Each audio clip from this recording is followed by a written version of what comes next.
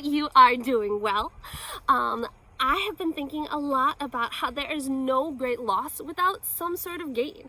So since I'm teaching you guys literally everywhere, it means I can teach you anywhere. So I would like to welcome you to your new classroom. This is my back pond, and I figured that it would be a way more picturesque location to have class.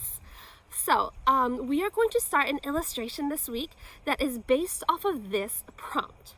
I would like you to connect either a lore, a legend, a myth, a fable, or a famous story, maybe even a fairy tale, to contemporary life.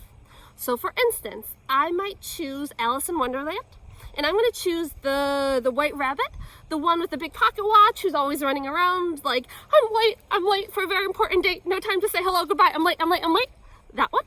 So I'm going to connect that white rabbit, and I think that people are so freaked out and stressed out about all that they have to do that they're never really present, and they're always hurrying on to the next thing.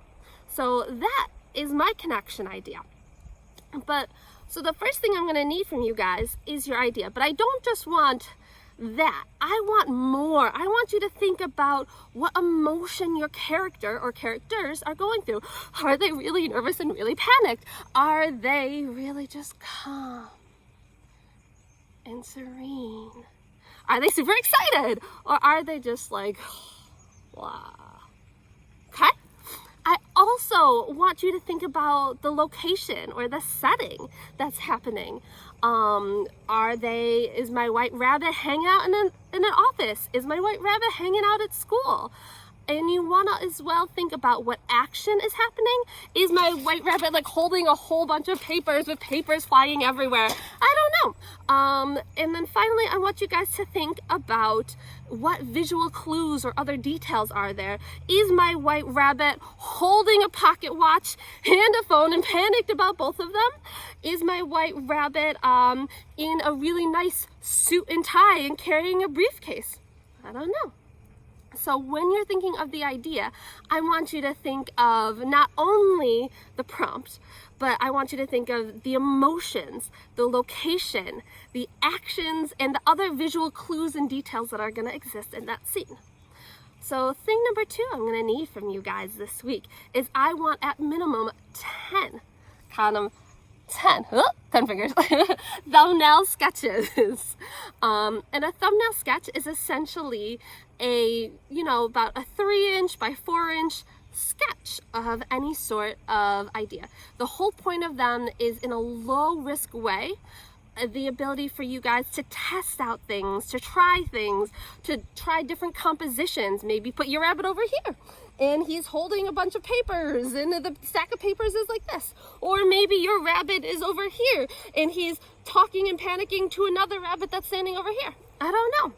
So the whole point is for you to come up with a whole bunch of different scenes and angles and compositions. You don't have to have a ton of detail. These don't have to be perfect. The whole idea is just to get your ideas down. And then thing number 3 is you need to gather up some references. And I almost forgot. So back to thing number 2, I apologize. You also need to take into consideration your foreground, your middle ground, and your background, because I want these illustrations to have really, really dynamic spaces. So foreground is stuff that is up close. So for instance, this thing is in the foreground.